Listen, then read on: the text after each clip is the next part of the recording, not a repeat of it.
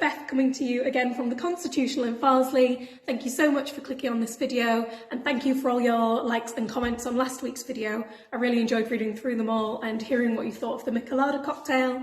Today I'm going to be making something a bit different, but again something that's still full of things that you might already have in your kitchen cupboard at home, and maybe even your garden this time, because today we are making a lavender bee's knees.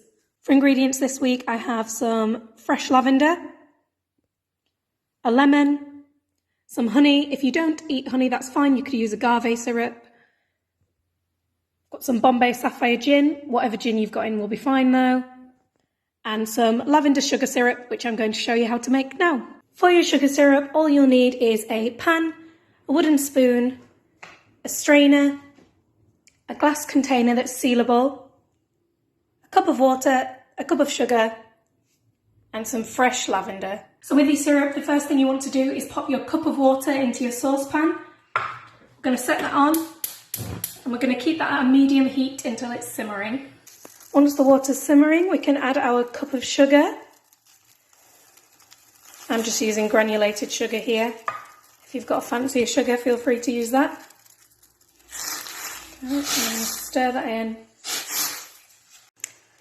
Once your mixture's clear again, you can add your next ingredient. So if you get your lavender and pop that straight into the pan. There we go.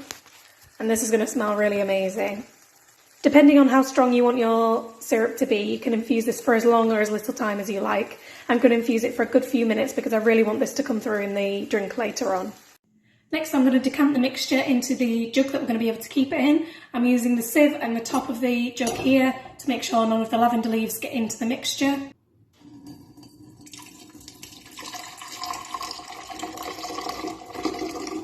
Once you've decanted your mixture into your container, you can leave it on the side for later on. I would recommend storing that in the fridge. It'll last for about 2 weeks, and then after that, unfortunately, you'll have to throw it away. So you're just going to have to drink it all now. First things first, I'm going to pop 25 millilitres of my gin into my cocktail shaker. If you don't have a cocktail shaker, don't worry, just pop it straight into a glass. A pint glass will do, and then you can swirl it around with a spoon or with a straw or whatever. If you don't have it, don't worry too much about it. I'm then going to grab some honey. Smells lovely. And I'm going to put a teaspoon of that honey into the cocktail shaker as well, and then I'm going to stir that around. We're going to slice the ends off of this lemon. Chop it in half down the centre. We're going to keep half like this, and we're going to slice the other half into some little wedges to keep for later.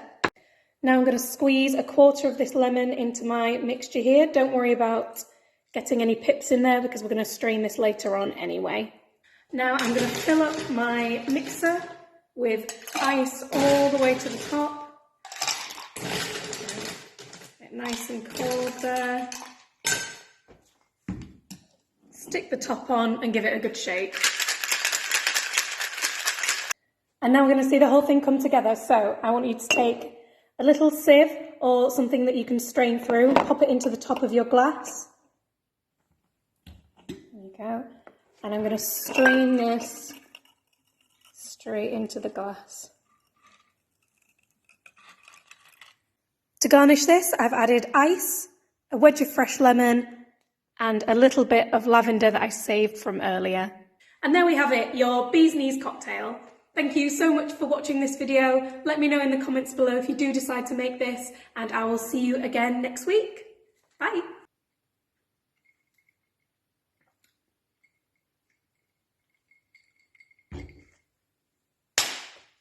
Yum.